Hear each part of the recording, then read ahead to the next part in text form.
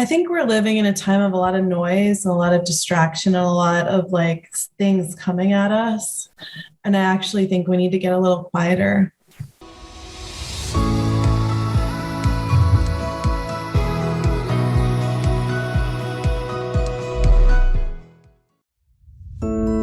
I've been able to partner with Mindvalley to present you guys free master classes between 60 and 90 minutes covering mind, body, soul, relationships, and conscious entrepreneurship.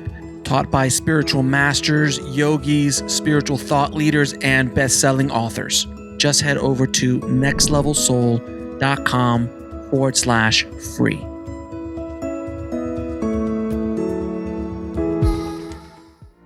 Have you ever wanted to help people?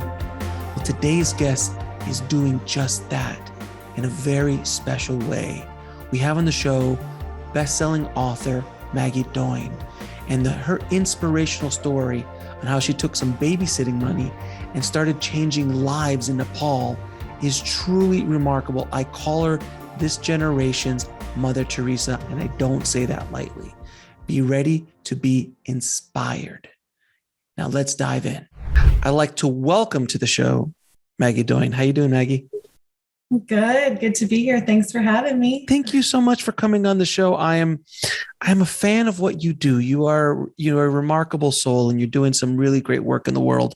And I wanted to have you on the show not only to promote what you're doing and and hopefully give inspiration to other people of what can be done by a single soul on this planet, but also to talk about your remarkable story and how you got there. So how did you start this journey that you're on in life, this spiritual journey, and everything that you do? I didn't start out on like with any intentions of it being this drastic change, or I didn't put a pin on a map and say, I'm going to go here. I was a regular girl. I grew up in the suburbs of New Jersey, New Jersey girl. I grew up on a cul-de-sac. I went to public school. I played soccer. I had a dog and 2 sisters and a trampoline. You get the picture? And then I just started to question purpose and meaning. And everybody was going to college.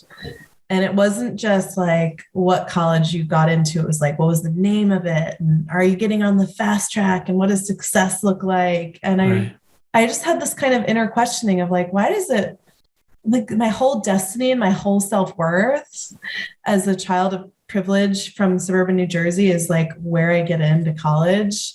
And at the last moment, I took a gap year. And the idea of the gap year was just to have some time for self-exploration, rite of passage, seeing the world outside of suburban New Jersey, going on adventure, finding my passion for learning outside the 4 walls of a classroom. And the gap year was incredible. It changed my life like traveling can do. And it was fun. It was all of those things that I mentioned. I got curiosity back for learning. I surfed. I played, adventured, met people. The world was my oyster. And then I ended up in northeastern India. And that's when I started to meet refugees and Nepali migrants fleeing the crisis that was going on in the war in Nepal. And then, so so where did you go, by the way, and all those, like, oh, that sounds fantastic. Surfing and this and that. Where did you go? That was like, that just puts you in the mindset of my 17, 18-year-old self. And that, I think it's relevant to the story because it wasn't about like a spiritual pilgrimage.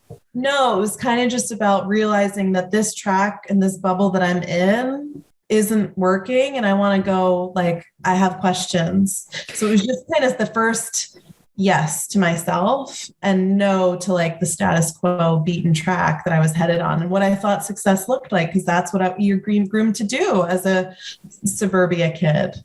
You know, it's so fun. It's so funny because I think the entire Western world has had a a wake-up call with the pandemic. And a lot of time when everybody just slowed down for a second, they had a moment to go, is this really what I want to do? Do I want to keep doing this? Do I want to just do this for another 30 years, retire, and then just wither up and die? Like, is this the purpose of why I'm here? And you had it at 18. You started that. You questioned the path, which I envy, by the way. You were lucky that you found that you had the insight to have the question, to ask the question, and then have the courage to act on it and go, you know what, let me just go out and see what the world is going to bring me. That's a very powerful message for the audience listening, because obviously 18 is a great time to do it. But if you're 55 right now, you can do it. If you're 70, you can do it. If you're 30, you can do it. There's always a chance to shift the direction that your life is going. And it's so inspiring to hear that, because as you were saying the story, all I could hear of it in my head was Julia Roberts and Eat, Pray, Love of her just jumping over to here, Bali, and then to Italy, and then to this and that. Eat, pray, love is like a verb now. I'm going to have my eat, pray, love moment.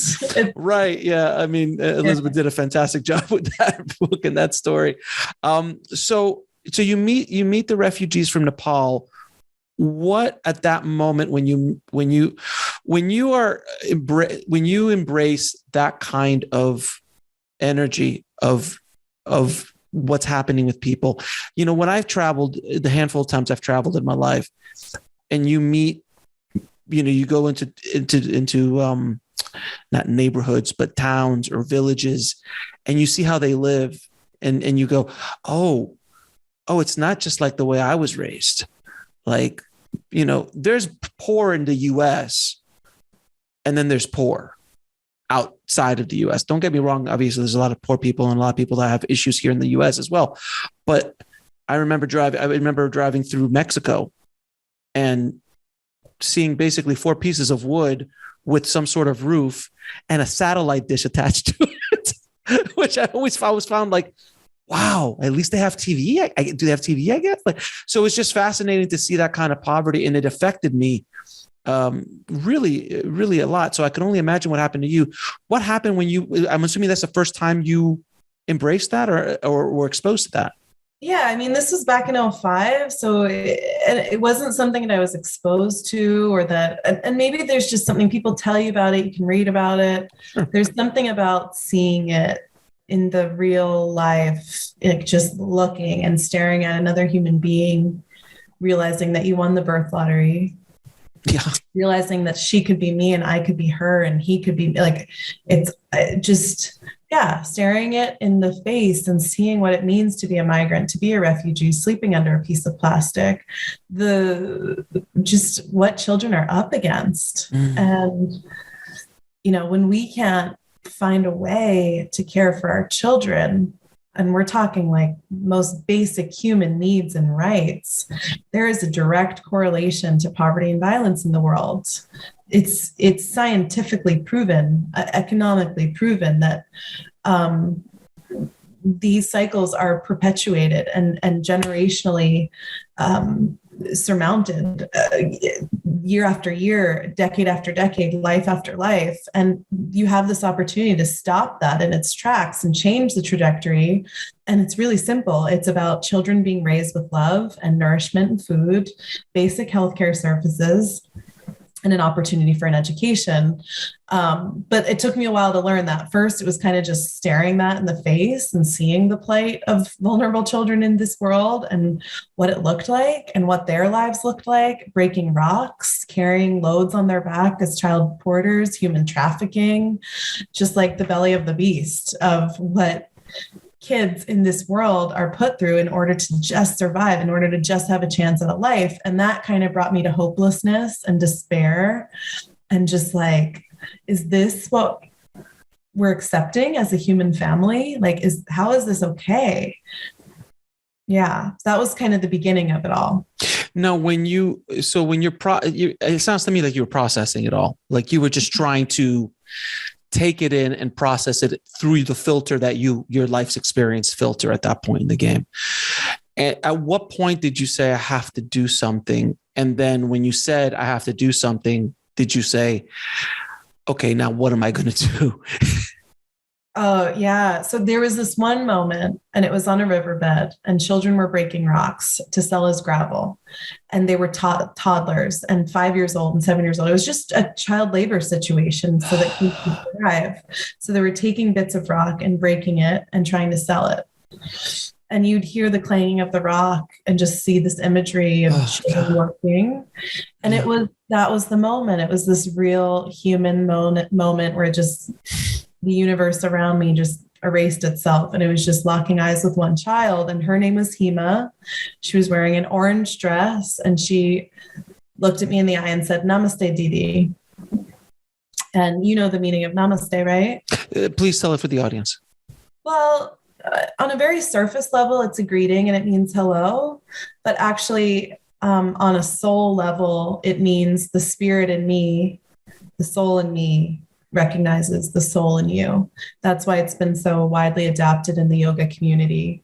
And there was something about that namaste. Everyone says namaste to everyone. Also, everyone is everyone's Didi. You call everybody in this part of the world sister, brother, uncle, probably in your culture as well. Everybody Yeah. And in the Latino culture, you do that as well. Everybody's an uncle or a dad, or sister. So, but it just stopped me in my tracks, even though it was just a normal everyday interaction. And she was literally just probably taken back by this foreigner being there.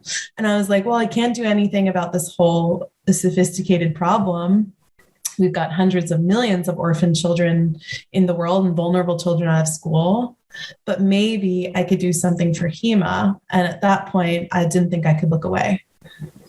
And then, so what was the next step? What was the process that you went through to start? Like, how did you want to help? Did you take her in specifically, or did you start planning on how you were going to build a home? And how did you go forward? It was like, what does help even look like? Right. From here, and what's my role in this, and kind of understanding Hema's life and what had led her to the riverbed. And Hema had a single mom, and she was one of the only daughter in a family of brothers, so she wasn't being invested in, and the barriers for her to get into school were just too much cost-wise. So I started to just study this issue and kind of look and learn Nepali, bring on a team around me, investigate at local schools, understand the implications of a child and what it takes to get them into school. And the first step was that I enrolled Hema into a local school, and she was kind of like my test subject. And then I started on the riverbed, just one child at a time, or a child begging at the bus station. We started by enrolling kids into school. What happened next is that, of course, you realize, like, on the hierarchy of needs, education's up here. Well, what's down here? Food, a safe haven, home, warmth, family, love, and then you can get into education. So the second part of the equation became creating a home base and a center for children who didn't have a mother, who truly lost everything, and having that home intervention as well with all of the other services. So we, my co-founder Tope and I, bought a piece of land in Nepal for $5,000 of my babysitting money. And then when you bought that piece of land, you built a home. You built what did you build there? It was a home. Yeah, it was a home. It was kind of like a center for children. So we'd enroll kids into school and help them with all of the services needed. And then the kids who needed a home and a family came into the home, and it was yellow and bright, and it was not an orphanage. We turned that narrative on the head. And I became a mother very young. I became a mother to now 58 children. Oh my God, that's so beautiful. And so I'm assuming there were some struggles along the way. So many. So can you talk a little bit about the struggles that you had to? I mean, because it sounds very storybook right now. Like, I find this soul that I want to help. I start trying to help other souls. I buy a piece of land, open a home, and everything works out fine, doesn't it? Yeah, no. The journey was impossible. Yeah. And I went in with rose-colored glasses as an 18-year-old with, I think, the right attitude, the right questioning, the right spirit, the right intentions, but that wasn't enough.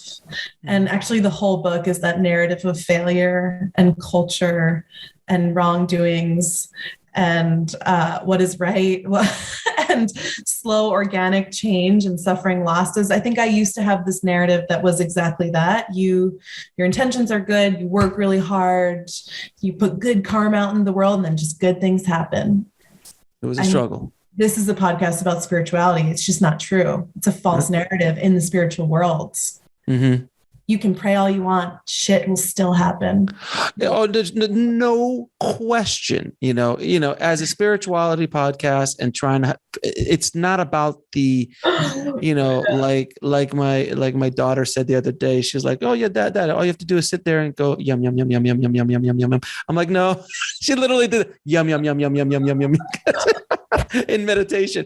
And I'm like, oh my God, that is brilliant. And yes, obviously, when you can transcend and you can go deeper spiritually, but life is life. Stuff still comes at you. It's how you react to life, which is the only thing you truly have control of. It's how you react to those things. And I had a guest on who said this wonderful, wonderful comment, which was, you only control up to the ends of your fingertips. And everything else, you truly have very little control, if any at all, of. The only thing you can control is up to your fingertips. I was like, ooh, that is true. So yes, I'd imagine, yes. Oh yeah, I have good intentions. I'm trying to help the world. I'm trying to heal these children. Obviously everything should work out fine. So it does at the end of the day work out, but there is a journey that has to be passed. Yeah, it's been incredibly successful in so many ways. We're still here 17 years later. We've helped hundreds of kids. There's no longer children working on the riverbed breaking rocks. That's amazing. Create the world we want to live in. But it was hard and it was gritty and we had so much loss. And, just navigating the culture, for example, right. You'd go in with this like fighting spirit. And I recognized right away that as a foreigner, as a Jersey girl, as an American, it wasn't about exporting my own culture, my own belief system. I tried really hard to immerse and belong and speak the language and understand the culture and speak the language, all the things. But I was only a piece of that. I could only do so much. We had the people themselves, and the people had to self-determine what was important for them and what were the changes they wanted to see in their community. And at times that got a little warped for me because in Nepal, when girls are menstruating, for example, they sleep in the cowshed and they're considered tainted. That's a spiritual cultural belief that women who are menstruating are tainted. So you go in to question and be like, why are girls and women sleeping in the cowshed? Now, they're highly at risk.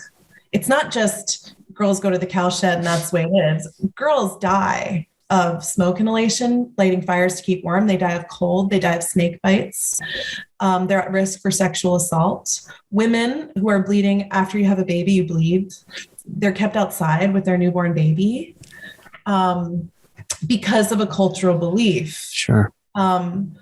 So you'd kind of like start to push the culture or ask questions about the culture. And the answer you'd get was like, it's the culture. And so bringing about change to some of those issues was really hard. Early marriage. Well, that's the culture. Girls marry when they're 15, 16. Why are you getting involved in the culture? So we had to use a lot of tact. We had to use a lot of empowerment drills, training skills. Knowledge is power, conversation, cultural conversations. We had to build a team. And in that process, oh my gosh, we fell and got back up again. We got back up again. And I wanted to write the book to pass on that learning to the next generation. And anyone who wants to do that, save you some right. That's what I love about your story. And that's why I'm asking detailed questions about your journey, because so many people might listen to the first part of this interview and go, oh, I'm gone. I have to go and go surfing and I have to go save the world. And that's great. And we need more of that in the world. But there is the realities of the journey that needs to be addressed.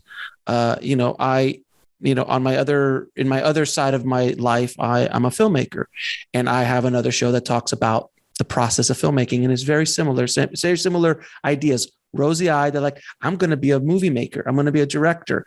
And like, I'm just going to show up and I'm going to tell a story and they're going to just hire me and I'm going to go work on a huge, big movie and live in the Hollywood Hills. I'm like, and then I'm there to teach them.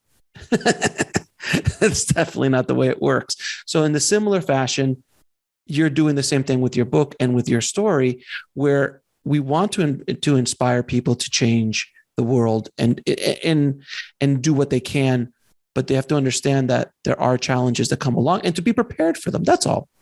Yeah. Isn't that the fine balance though? Like even as a parent, you want your child to dream big dreams and have a vision. That's the power of youth. You want them to be like, why do we live in a world where children are dying? Yes. Where children don't have their basic needs met. It doesn't have to be this way. That was me as a young person. Like, let's just do better. And you want to like harness that dreaming and that energetic spirit and without tempering it too much, but you also want to be like, okay, wait a second. It's like this fine balance, right? When you're having that conversation, going back and writing the book, I'm 35 now, looking at my 18-year-old self, I want to be like, okay, girl, let me tell you all that is about to lie ahead, because you don't want to be like a dream squasher. Right. But you also want to tell people, okay, let me tell you what's going to be hard about this journey. You want to set the expectations. It's so hard, right? Like, because look, I lived a life of an artist. So as a the path of an artist is one of the more difficult career paths you can walk. Any art. It's brutal, but yet, let alone trying to get into a business like the film industry. Oh, it is absolutely just brutal. So, my kids want to start thinking about doing things, and we're very open and very, and they're young still, so we don't have to worry too. They're not that far ahead yet, but laying down the realities of the world, not to squash the dream, but to just know this is the path. Mm-hmm. It's not what you think it is. I've been down this road. I know this road very well. And if they don't believe my story, I've got 600 other stories of episodes of similar people. Would you recommend your kids to be artists? Absolutely. But because the concept of the starving artist it's a falsehood. Many of the greatest artists in the world in history were extremely wealthy, extremely successful. It's about how you approach the process. Mm-hmm. That's the difference when you want to become an artist. I knew as a filmmaker, I'm like, I need to do something to feed myself. So I got technical knowledge of how to edit, how to do post-production, how to do visual effects. That was my base. So I could always eat and yet still be in the art, still be in the business while I'm chasing my dream. That's how you do it. So learning certain skill sets that is adjacent to the dream, you can make connections, it's the best way to go about it. It's not the easiest, but it's the best. As opposed to someone who's like, I'm just going to write and be a writer. I'm like, you should probably get an internship in a writer's room, mm-hmm. Go work for free somewhere. And that's how you start the process. So yeah, but I would be very, in any art form, I would explain to them, okay, this is what you need to do this. This is what you need to do that. But absolutely, the world needs more artists. We need more people like you, and we need more people who think outside the box and questions this world that we live in. And I think, I wanted to get your take on this. Right now, I think the world is going through such a massive shift. In my lifetime, I've never seen anything like it. Probably in yours as well. That the entire planet is we're feeling the entire planet is feeling the same thing at the same time. I don't know if there's been something like that in human history before. The pandemic shut the entire world down. If I would have told you that, would you have believed it? No, it seems like a bad plot for a movie. So that climate change, the economics thrive. We're on the brink of World War III. We're like, if I would have said any of these things, you're insane. That makes no sense whatsoever. How could we? But we're all feeling that. So there seems to be something happening. The politics of the world is shifting, becoming so split, so tribalistic. I've never seen anything like it in my lifetime. What's your take on this shift that we're going through? Why do you think that we as a society, as a species, is going through this right now? And I don't think we've hit bottom yet. We have not. We're on our way to bottom. And I do feel that we need to, I think I forgot somebody, I think some religious leader said this once, like out of chaos is the fertile ground for change. And it's unfortunately true. So what are your thoughts on that? I think it's a call to humanity to come together, right? And for us to make really hard decisions about the future of our humanity. And I think in chaos and in turmoil and in violence, it's really easy. The resistance shows up and the fear shows up, the anger, the frustration shows up, and your gut is to put a little fence around you and your family and who you love and close up to protect the self. And I actually think that what we need to do is open and share and work together and come together and get, knock down the walls, knock down the boundaries, look at each other as a human family and work together. Now, will we do that? I don't know. Will it happen in our lifetime? I don't know. I believe that we have the tools and the resources and the wisdom to find a way to exist on this planet together and take care of our children. But we're not doing that right now. We haven't found a way to care for, if we can't agree on children, you can't look at the face of a child and we agree that it's not worth throwing a bomb.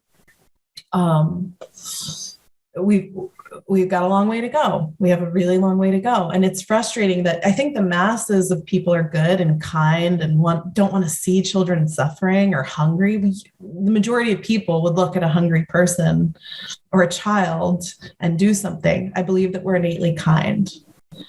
Agreed. But we have to go beyond. And to me, it's really scary that just a few people are making these calls. And it's truth, though. It's always the truth. It's always been like that throughout human history. One or two people start up some stuff. Yeah. They just start up some stuff.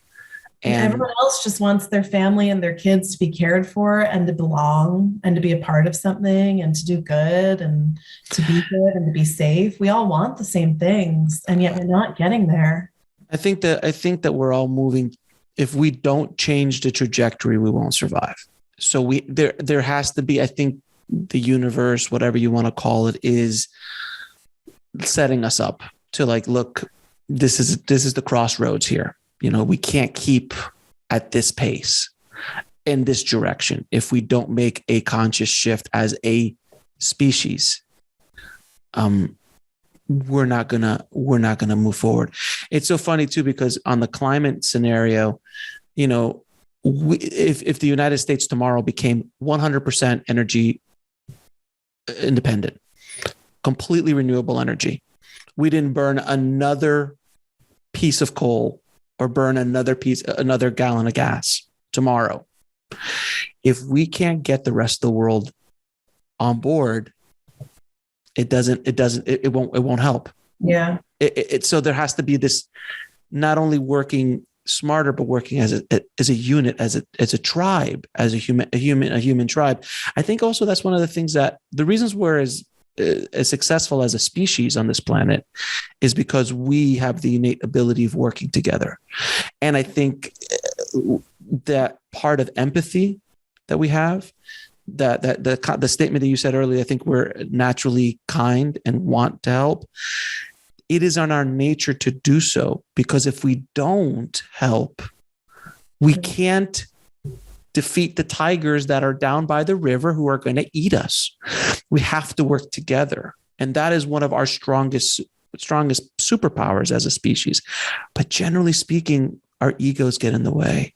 All these other things get in the way. Yeah, there's this interesting push and pull that happens. And I think we're smart enough to know that we're only as a collective, your existence relies on mine, and we're only as strong as our weakest links, our most vulnerable, our most there's so much opportunity there with children, right?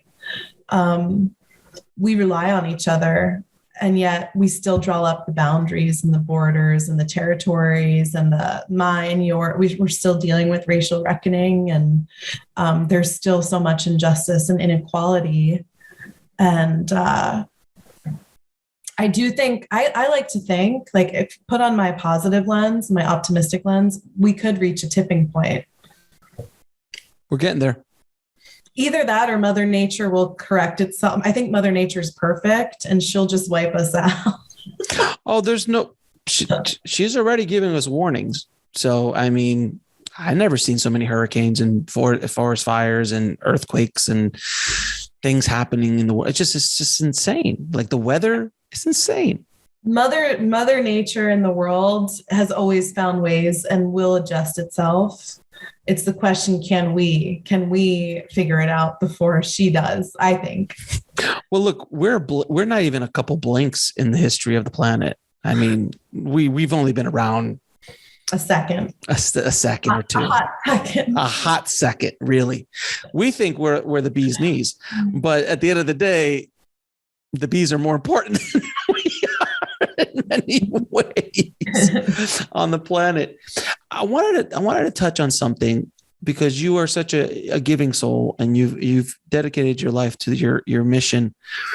I want you to explain to people what it feels like to help another human being at the level that you do, because it's something. I'm asking this question because it's so important, because I know that when I help somebody, you actually get an endorphin hit. When you share, you are empathetic with another human being, you want to help it. There is this feeling, which is there on purpose. So you help people so you can work together to protect yourself from the tigers down by the river. What is it like for you to help those children? What is the feeling that you get doing this day in and out? Because as you've said, this is not an easy journey. This is not all rainbows and butterflies. Yeah. I mean, we all know that you get a whole lot more in return. I have family. I have a life surrounded by love and purpose and meaning, and I consider myself one of the luckiest women on earth. Joy and laughter, a life surrounded by children who I love. And I also think it makes sense. It works. Like, I know in every cell of my body that it works. Like, you can take a child with every struggle in the world and they're strong and their spirit is resilient, and make sure that they have access to just what they deserve, and they do the rest, and they become these loving, amazing people on the planet. And I believe that the path to peace is right there. And I love living that life and getting to watch it in action, watch, our children go off and into the world and become leaders and change makers. I mean, it's a powerful privilege to be able to parent, to be a teacher, to be a guide for kids. And I'm really grateful. It's the best feeling in the world. With a lot of love also comes a lot of pain, because you have to be unattached, which is impossible maybe the Buddhists of the world would say they can do it, but it's hard to love without attachment. And I love a whole lot of kids. I wanted to ask you, what did your family think when you said, hey guys, I'm going to go to Nepal, buy some land and open up a school? Like, were you supported? What did your friends think? Like, what was that? Because there's that little community around us that we look for, especially when you're 18, for the okay that, you support, but that's not always there. So what was it like for you? My parents were really supportive. They asked lots of questions. It happened piece by piece, kind of step by step. I said yes to the gap year, of course. They were really supportive of that. And then that became another extension, and then another extension. And I think each step along the way, they were seeing that my learning journey wasn't over, that I was surrounded by good people, that I was finding a purpose-driven life, which, by the way, is the purpose of education and like what we all seek to do on the planet. And I was really lucky they were supportive, because I think a lot of parents would have been like, no, come home, you're going to college. And they never did. They never gave me an ultimatum. They always supported it. That's amazing. And you're very blessed to have that, because, many American families would have not done that. No, most would have had issues with it. Out of all the stories of people that you have helped over the years and children you've helped, is there one that sticks out in your mind being like so inspirational that might be able to bring some inspiration to our audience? I mean, gosh, every single story is inspirational, but yeah, we basically see children through their weakest moment. We've had children who have lost their entire families. Oh God. The essence of an orphan, they've lost everything. And now I think Hima's story is incredible. Like, she was a rock breaker. She was stifling through garbage for food. She just started college and university. She wanted to become a chef. Oh my God. Amazing. Started her own restaurant. So many stories like that. We're hiring our kids back. We have a student who was a really severe victim of domestic violence. We just hired her back. She's like our chief finance accountant. To see someone at their weakest moment, at their struggle, and then watch them like rise to the top on their own, like really because of them. And because, we're a piece of facilitating what they already deserve. It's so powerful, and I love it, and I will do it till the end of time. I'm so grateful and so privileged that I get to play a small role in it. And it's not just me. I have a whole Nepali team around me. We have supporters around the world who make that possible and believe in us and entrust us and believe in philanthropy and radical generosity. And I'm really, really grateful that we've been around this long. You've been exposed to so much humanity, and you've seen these stories of these children from their lowest and darkest points to where they've become. What are some lessons that you think that people in the West can learn about life? Because I'm thinking about just that story of the first girl that you saw. She was breaking rocks and digging through garbage, and now she's in university wanting to become a chef. The perspective on life of her versus many of her contemporaries in that class has to be radically different. Where, in the West, this because you were raised here, we're spoiled. We just don't know any different because this is just a land of wealth and opportunity. But in most of the rest of the world is not like that. So what are some lessons that you think that we can in the West learn from the stories that and the exposure that you've had in your life? I think we're living in a time of a lot of noise and a lot of distraction and a lot of like things coming at us. And I actually think we need to get a little quieter, a little less distracted, a little more present. To look for those moments of kindness and human connection. For you, it's not going to happen 8,000 miles away in Nepal. That's not going to be everyone's journey. We're all on a different journey, but there is an opportunity to change the world and to change the reality of this place that lies within each of us.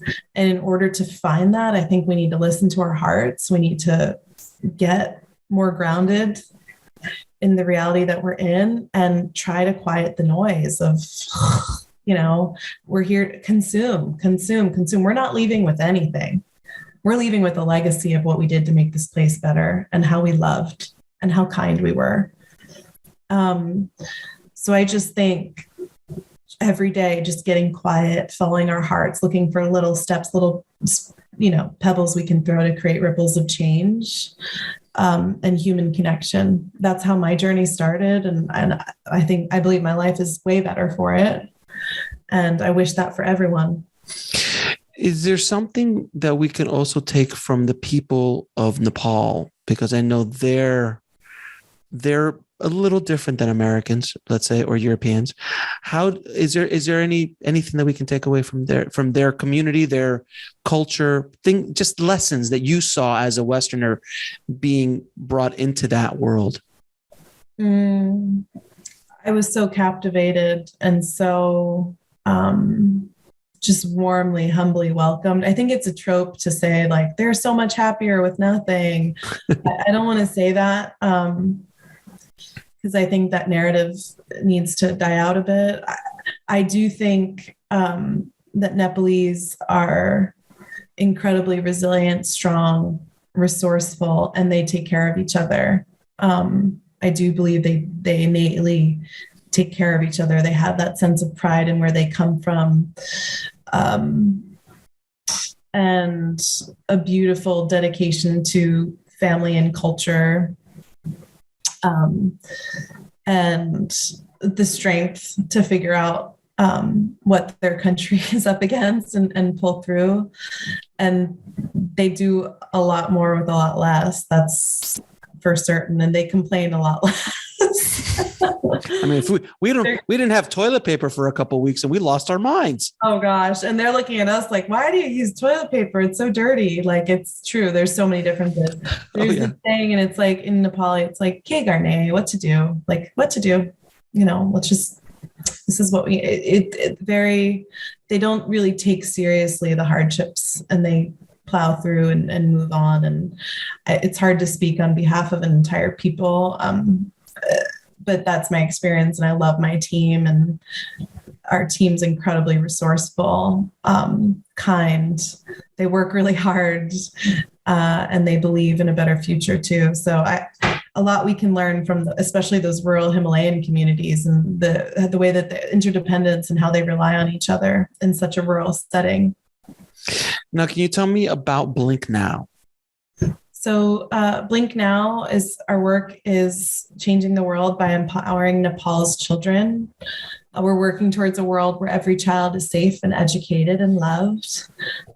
We've got a beautiful model for change in Surkhet, Nepal, in the Midwest.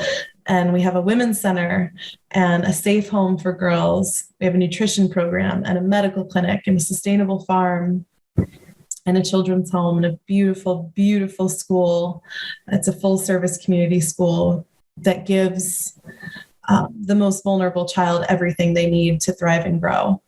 And we hope people will follow along, be inspired, support if they can. We're the Blink Now Foundation.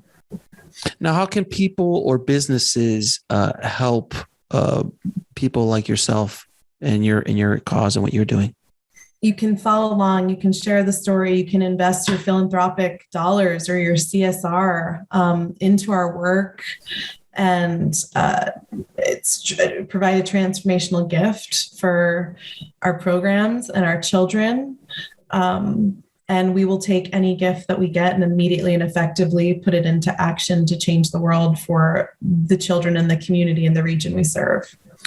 What do you wish someone would have told you at the beginning of this journey for you? It's going to be really hard,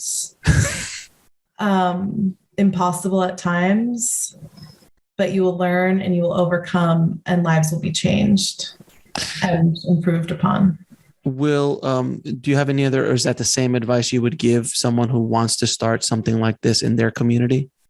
I think my advice would be to listen and learn from the local people and see what your role is and how you can be a support and how you can partner with other initiatives, come together with other people doing that work,